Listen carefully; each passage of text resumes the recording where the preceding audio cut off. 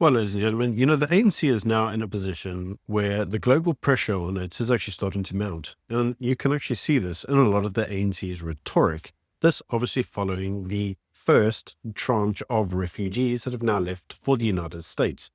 But before we get on to the main video of today, can I yet again remind you, if you haven't already, subscribe to the channel. It does help. If you want to support me, you're welcome to buy me a coffee. The link is in the description box below. So before we actually get onto the video, I actually want to share with you this comment which Ramaphosa gave at the African CEO Forum. Have a watch.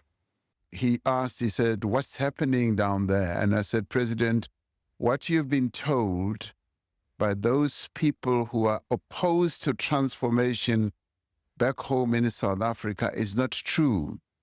And I added to him, I said, we were well taught by Nelson Mandela and other iconic leaders like Oliver Tambo on how to continue to build a united nation out of the diverse groupings that we have in South Africa. We're the only country on the continent where the colonizers came to stay, and we have never driven them out of our country. So they are staying, and they're making great progress. It's a fringe grouping that does not have a lot of support, that is anti-transformation and anti-change, that would actually prefer to see South Africa going back to apartheid type of policies. And I said to him, I would never do that. I learned at the feet of Nelson Mandela, and we intend to proceed with the implementation of our constitutional architecture. And I thought in my conversation with him early in the morning at 4 o'clock South African time, he understood that. And I said, I'd like to come and meet him so that we can discuss this matter further.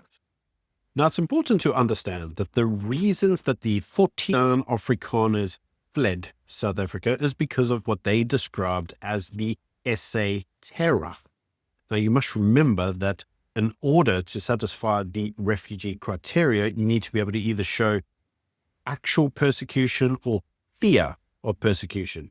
And the reports are that the majority of individuals who had been granted the refugee status in America had experienced invasions of their homes or on farms.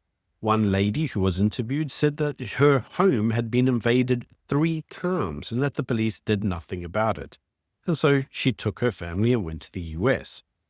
Now, all of this is really important to understand because according to Ramaphosa, the only reason these individuals have left the country is because they don't want to embrace change. According to him, this group is a fringe group. He says they are not being persecuted. They're not being hounded. They're not being treated badly.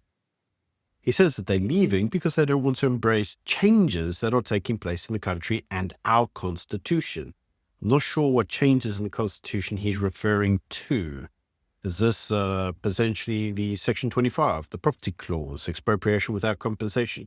I don't know. He doesn't really expand on that. What he does say is that he doesn't understand why a lot of these individuals are opposed to transformation in South Africa. He says that we were all taught by Nelson Mandela to basically build a united nation. And the line that he gives is a lot more divisive than I think he even understood it to be. He says, we are the only country on the continent where colonizers came to stay and we've never driven them out. But here's the problem, buddy. You're already referring to Afrikaners as colonizers. You're already referring to the driving of them out. Is it any wonder that they feel a sense of potential persecution? Because remember, they're colonizers, and the result to colonizers could be driving them into the ocean. Well, isn't that what some Afrikaners are describing as reading the writing on the wall? And you may say, well, you see, what's actually happening here is that the US has got the wrong end of the stick.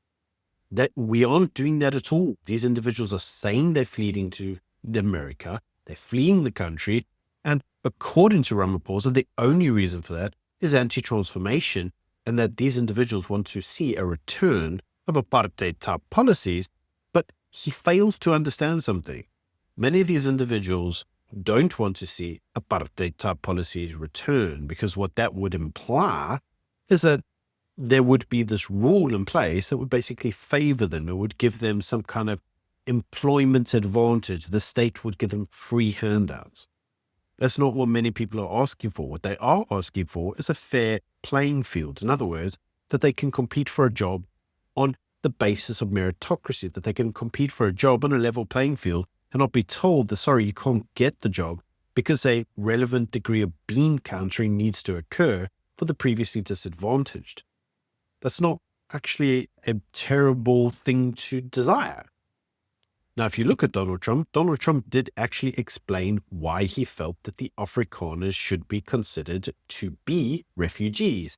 And this is what he had to say. Afrikaners who claim discrimination in their home country are heading to the United States, right, where your administration is going to welcome them as refugees. Now, this comes as you've halted virtually all refugee admissions for people fleeing famine and war from countries like Sudan and the Democratic Republic of Congo. Why are you creating an expedited path into the country for Afrikaners but not others? Because they're being killed, and we don't want to see people be killed.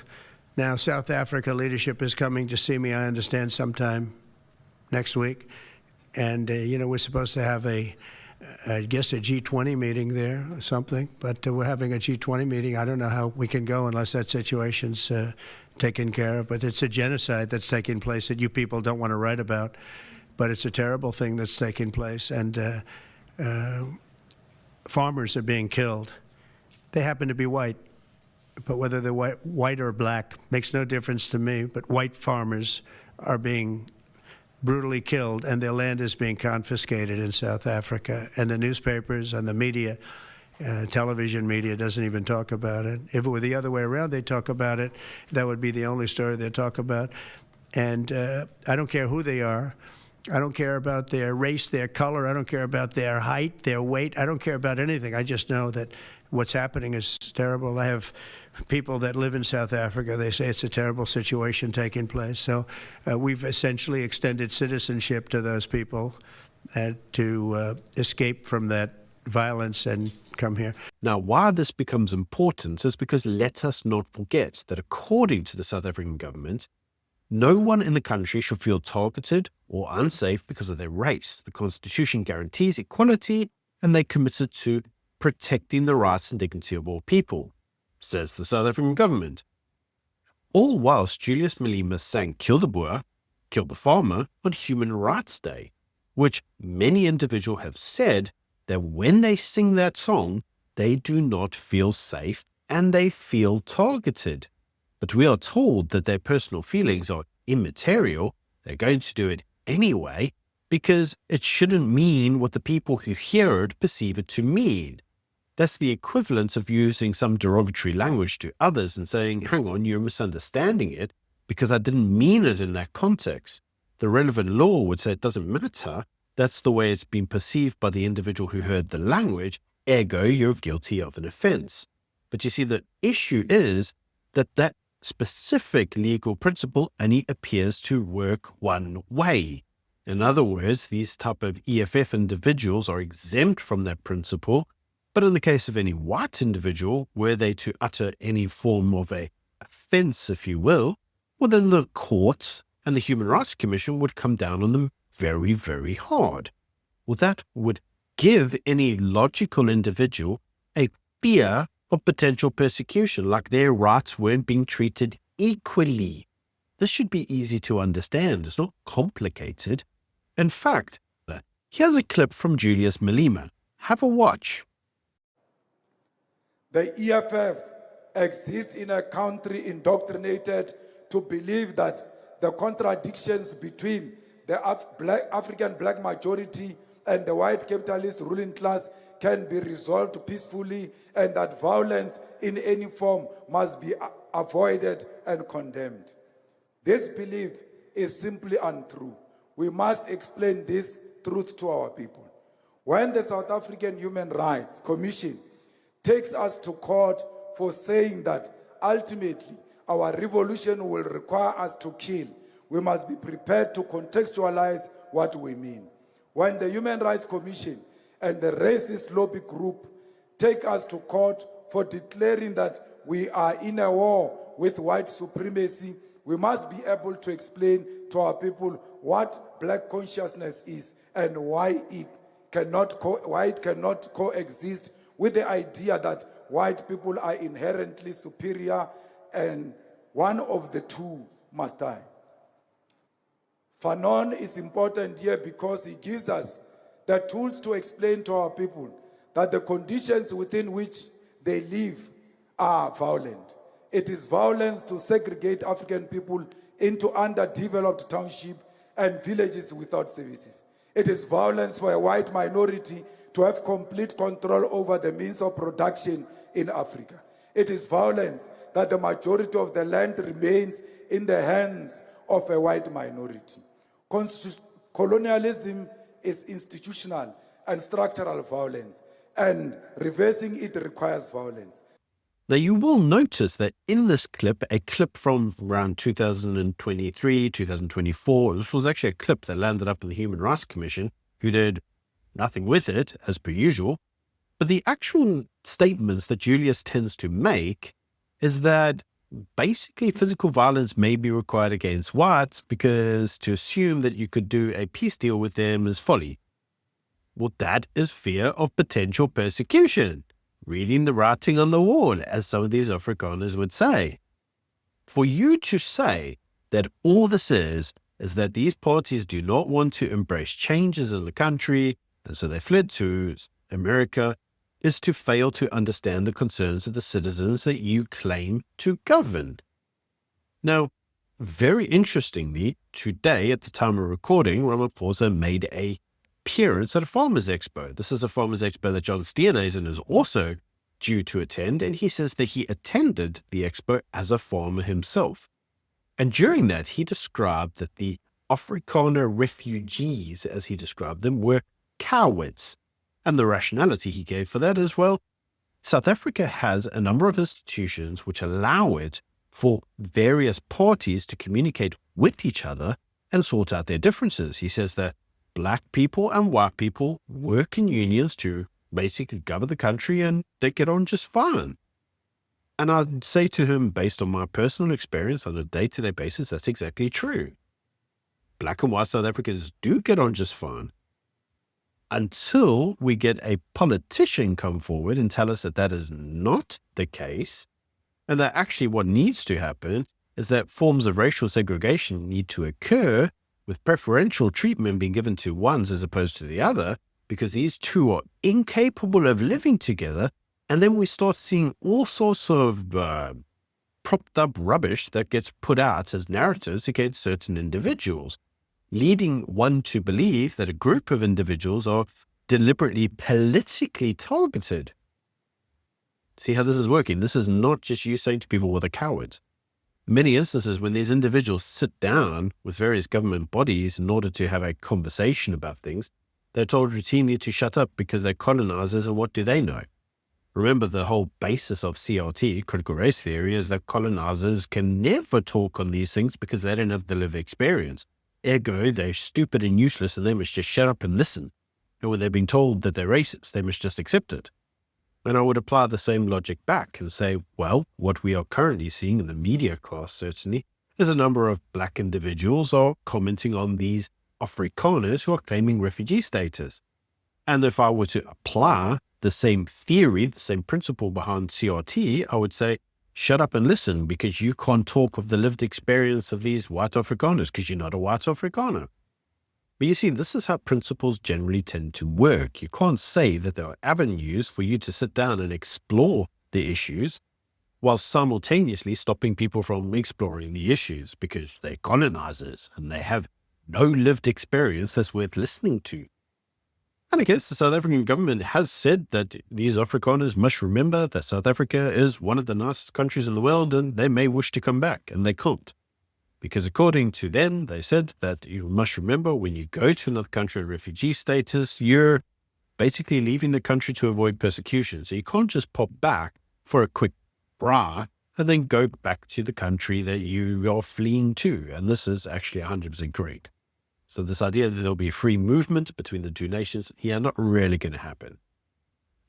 Why this also becomes interesting is if you watch my video yesterday, I did say that there was a suggestion that some of the budget that was put forward for the elderly and the disabled and what was being used for white Afrikaners and to house them.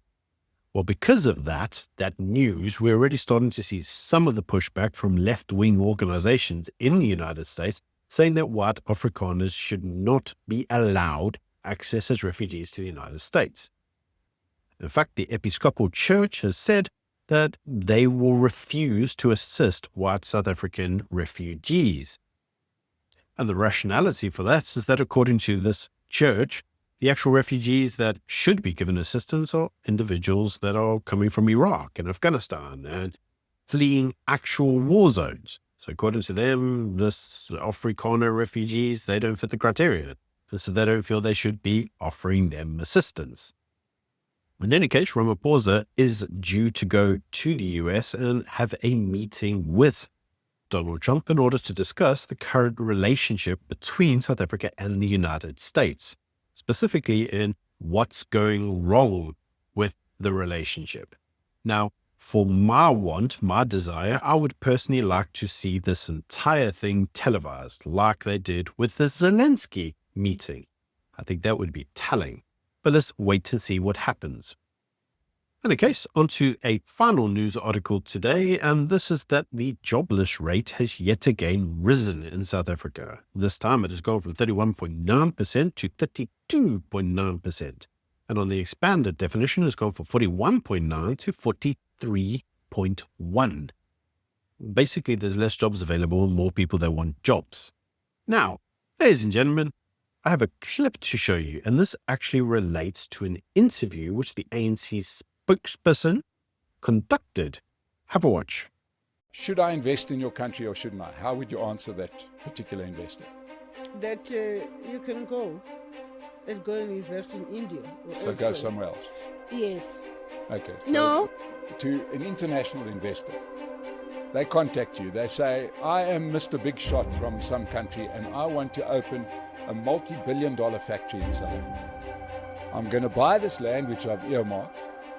I'm going to build a big factory, right?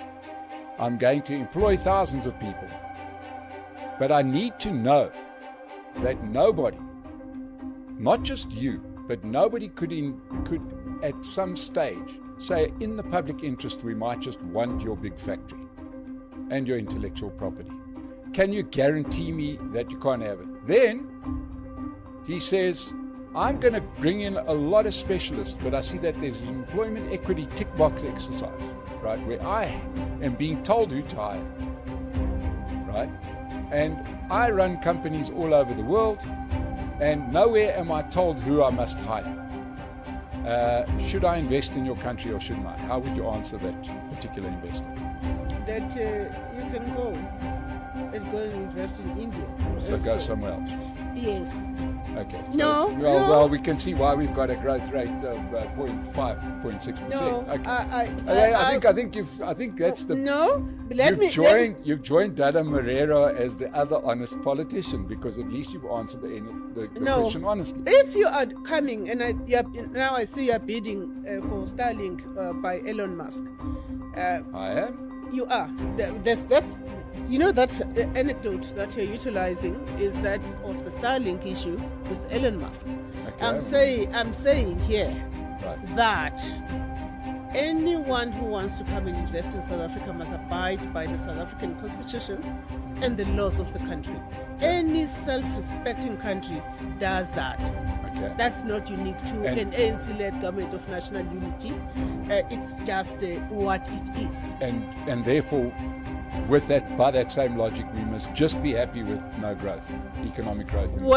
Now you see, ladies and gentlemen, this actual individual, the spokesperson for the ANC, highlights exactly why South Africa is suffering high unemployment and jobless rates.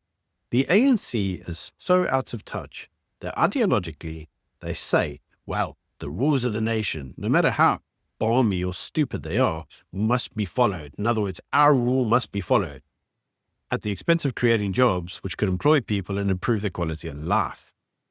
This highlights to you exactly what's wrong with the governing party. They are just retarded. And at this point in time, there's no redeeming them. As Jacob Zuma very rightly says, everybody will fawn over who will be the next president of the ANC. And many individuals will fail to ask the question, will the ANC produce the next president of South Africa? Because if the ANC continues to create jobless rates like they are now, they are not going to win the next election. But anyway, that's just my views. Do let me know what you think in the comments section below. Until tomorrow, bye.